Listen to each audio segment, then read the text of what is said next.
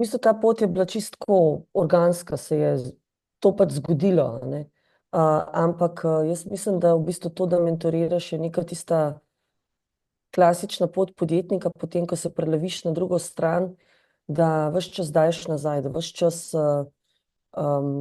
deliš te izkušnje na eni strani, po drugi strani se pa ti kot tisti, ki mentorira, kot mentor, učiš od startupov, ne.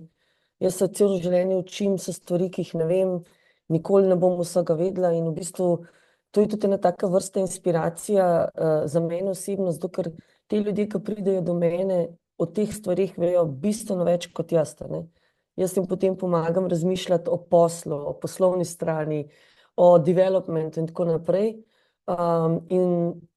Oni so pa na drugi strani strokovnjaki za to področje in v bistvu so tukaj res lahko navdihujoče zgodbe, kjer se tudi jaz zelo veliko učim, ne.